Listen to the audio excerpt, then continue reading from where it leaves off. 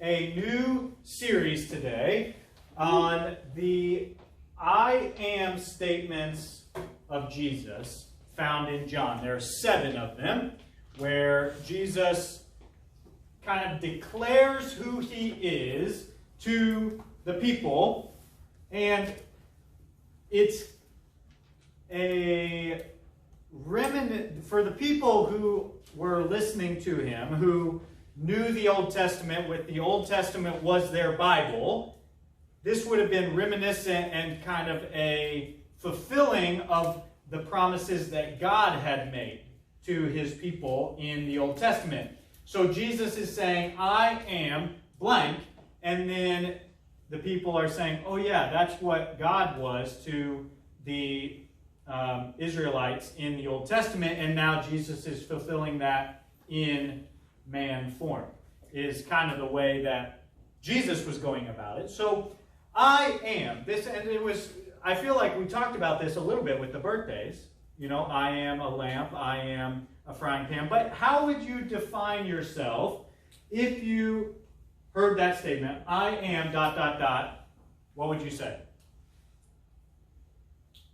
A child of God. There it is.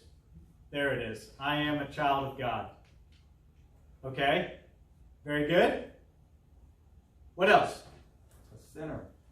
Okay. I am a sinner. Okay. Very spiritual answers. This is good. What else?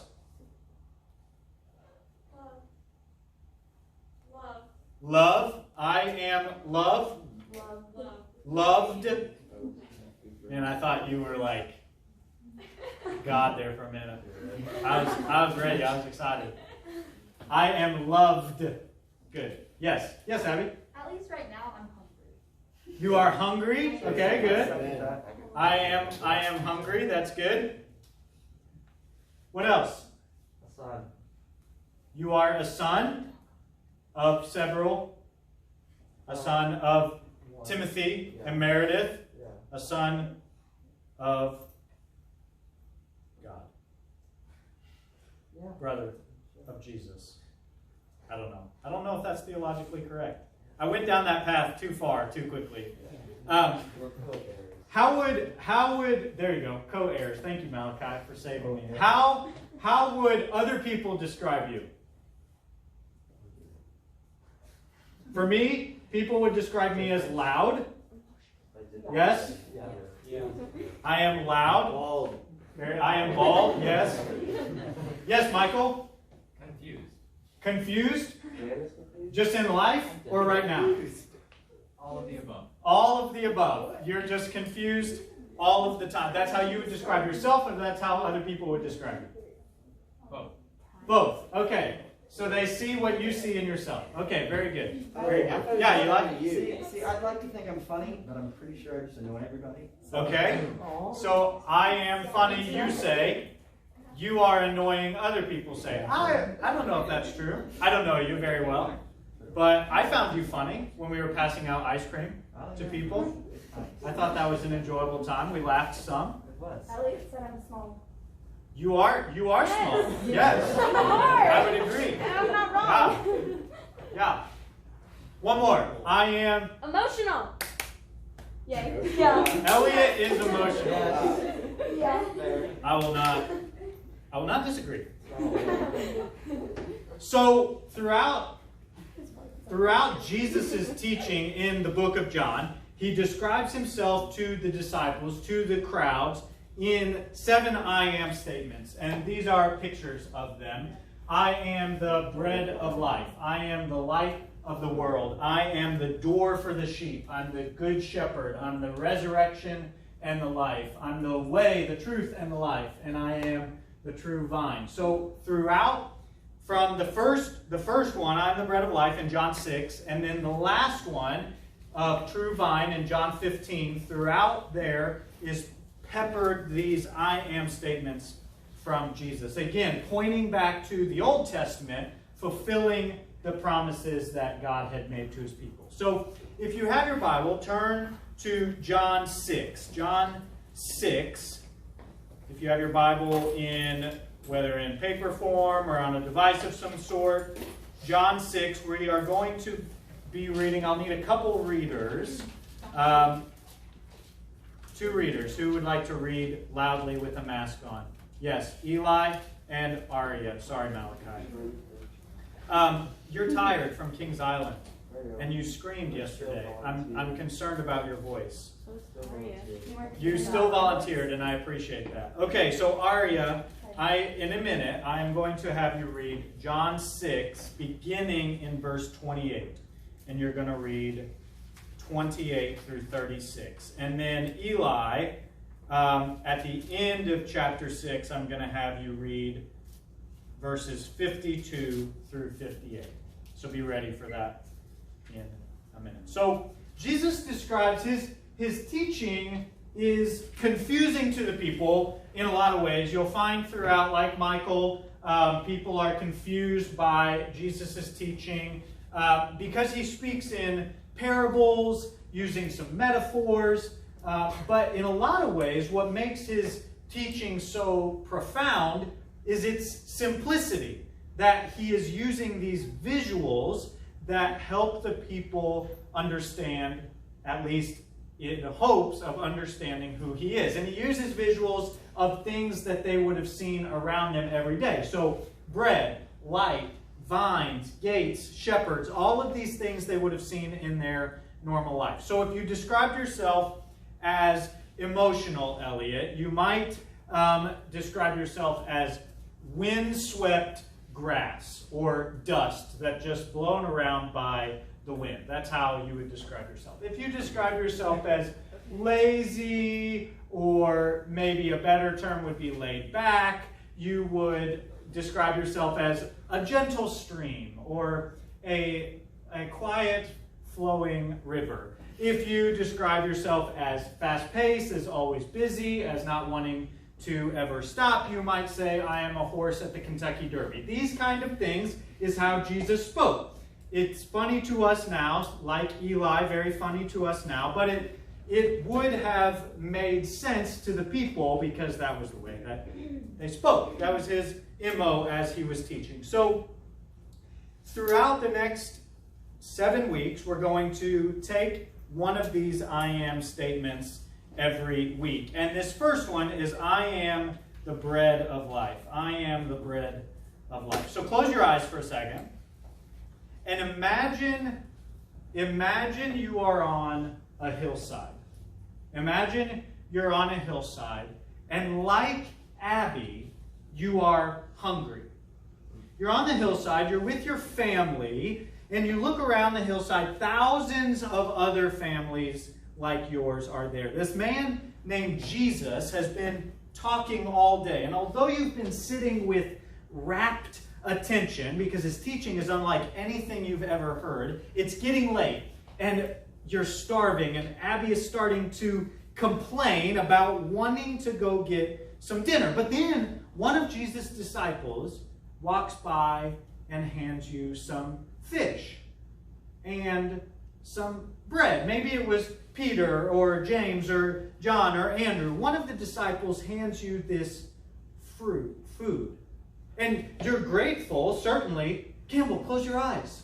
You're grateful, certainly, but you look around, you begin to realize that everyone has fish and bread. And the hot gossip that's moving through the crowd is that Jesus prayed over 5 little pieces of bread and 2 fish, and what you're eating is this miraculous multiplication of that little lunch. And by the end of the evening, you're not only satisfied, you are stuffed. There was more than enough food. In fact, there was bread and fish left over. And as you walk home for the night, what would your conversation be like with those in your family? You're through the whole day. You've had Jesus, you've had teaching, you've had food. What would be the thing that stuck out the most?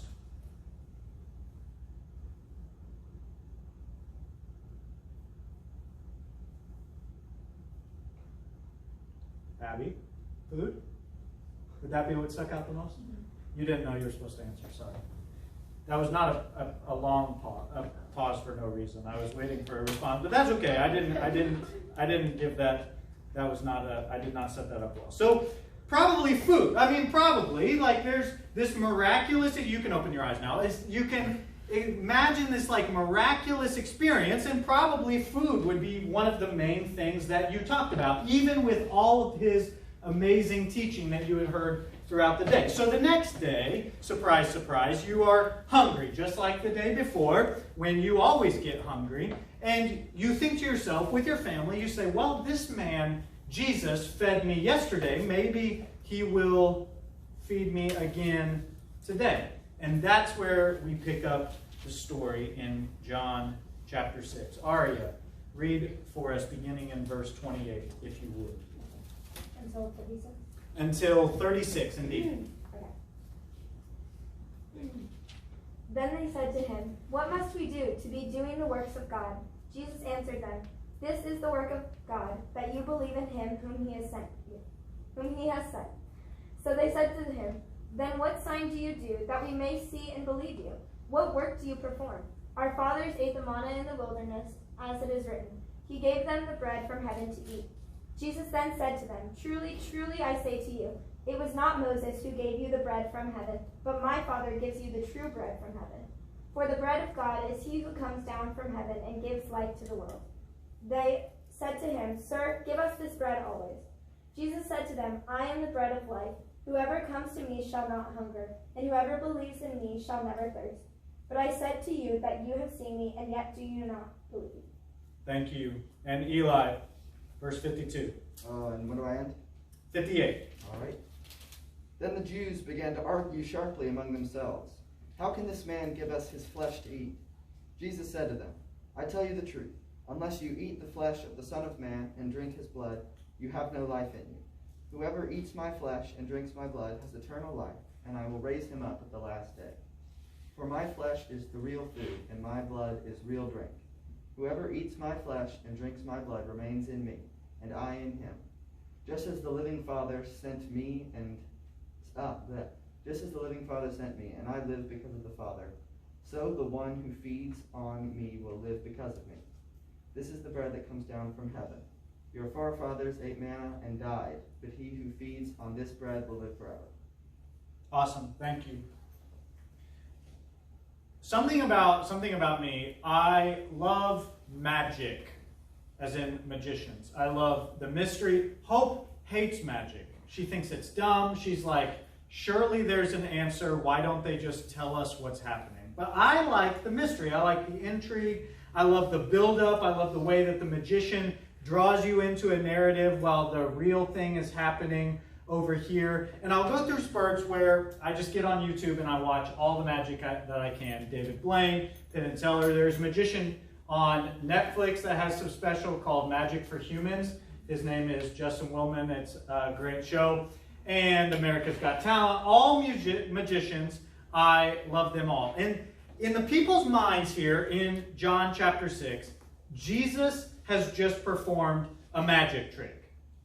He has just pulled a rabbit out of a hat. He's multiplied bread and fish out of nothing, essentially. He's wowed the masses with his talents. They'd eaten the bread. They knew that it wasn't just an illusion.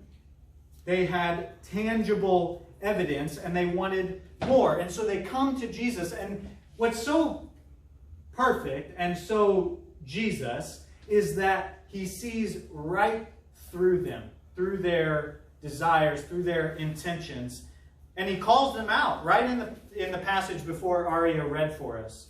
He says, "You are looking for me not because you saw miraculous signs, but because you ate all the loaves of bread that you wanted." So there's a difference between coming to Jesus for bread and following him because he is bread. You see the difference? The people wanted more of what Jesus could give them. They didn't want Jesus himself. And I think that's a thing that we can all relate to. Wanting benefits of Jesus. What can he give me, but not Jesus himself? Maybe there are times in your life where you have wanted that wanted the things of Jesus, wanted the miracles of Jesus, wanted the blessings of Jesus without the hardship of following Jesus. And when these people get caught red-handed, they immediately turn it back on Jesus. What must we do to get this bread? Which is a classic. What do I need to do to earn my salvation? What are the steps that I need to take? What are the Bible verses that I need to read? What are the rules that I have to follow? And Jesus says, classic Jesus, just believe in me. These people had been witnesses to Jesus. Many of these people had been following Jesus for a long time now, had been walking with him, not just the 12 disciples, but a crowd of people had been following Jesus for many months. But the problem was that they refused to believe. Even though they had seen what he said and did, they liked his teaching, but they didn't want to take the leap. And that's the danger for us as well. We can read what Jesus said. We can read about the things he did. We can read his teaching. We can see things that he's done in other people's lives. Maybe seeing what he's done in our life. But we still refuse to believe. Or maybe we just don't want to take that huge step of believing. So the people are there with Jesus. They're hungry in their bellies, and they're hungry for another miracle, and they bring up God's provision of manna in the wilderness. Again, these people, the Old Testament is their Bible. They know it left and right, backwards and forwards, memorized much of it. They know this story. Do you know the story? The Israelites in the wilderness, God brings manna. Manna comes down every day. They eat their fill, and then it comes back the next day. So it's almost more of a temptation or a prompt. God did that back then. Why can't you do that now? Then we will believe. That's their thinking. And yet Jesus is undeterred. He reminds them, like all perishable things, manna kept the Israelites alive for a while, but it was unable to sustain life forever, so that all they ate eventually died. And the interesting thing about manna, if you remember, is that manna spoiled at the end of the day. They couldn't save any up for the next day except on the Sabbath, where God would allow them to store up so then they didn't work on the Sabbath. Jesus is saying that even that perished. There's only one path to everlasting life, to eat the bread of heaven. There are things in our life, situations that we find ourselves in, blessings that we receive that we assume will sustain us. Maybe it's Sunday morning or Wednesday night. We kind of talked about that last week, that we build up everything that we can, and then we try to store it up and hope that it sustains us until the next time. We read a great Bible verse on Instagram. We hear a cool story of healing, something awesome experience in our own life, and we try to milk it for all that it's worth. Try to get by on that for as long as possible. But eventually, just like the manna, it ends and you're left hungry again. And Jesus says, I am the bread of life. I am the one who can sustain. Eat me, consume me, follow me fully, feed on me, and you will never be hungry again. And then he doubles down what Eli read for us at the end of the passage there. Unless you eat the flesh of the Son of Man and drink his blood, you have no life in yourselves. And that word eat is actually literally it means like munch. Like really get in there, like munch on my flesh. And Jesus' point is that the encounter has to be total. It has to be an all-in experience. That you are eating, that you are drinking, and it's super strange and maybe even scandalous to us today, and it would have been way strange and way scandalous, maybe even disgusting to the people back then, especially when he talked about drinking the blood. These people who are listening to him, the Jews, did not drink blood. We don't drink blood either, but they didn't eat rare meat or raw meat, and they didn't even associate with people who ate that because they were not supposed to drink or eat blood. And so Jesus is pointing to something deeper. He's not saying go eat rare meat. He's saying that I am going to bleed. I am going to die. You're going to have to follow me there. He uses these strong metaphors to point to what is to come, a foreshadowing of his death. And Jesus is saying, food and drink sustain life, but my flesh, my blood, provide everlasting life, simply through believing, through faith. And what's interesting is at the end of this chapter, after what Eli read, there is a significant split in the people who are following Jesus. John records that many of his disciples said, "This is a difficult teaching," which it's difficult for us today. And then we see this verse, John 6:66. After this, many of his disciples quit following him and did not accompany him any longer. This teaching, I am the bread of life, which on the surface maybe sounds really nice, really like, oh yeah, I could get on board with that. This teaching changes the lives of many of his disciples moving forward after that. And it brings us to a fork in the road as well. This teaching, munching on Jesus' flesh, drinking his blood, feeding on him fully, accepting him both in life and in death, following him to the bitter end, that's the teaching that we have to decide. Are we going to do it? Are we not?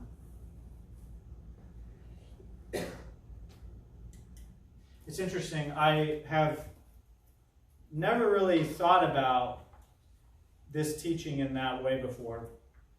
I heard one time that the word eat meant munch, which I just thought was really funny. But as I was getting into this text this week, this teaching this week, it goes so much further. Jesus is pressing on to his followers.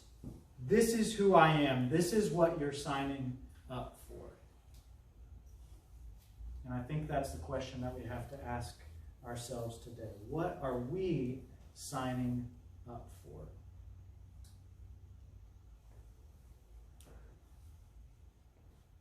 And what will be our response?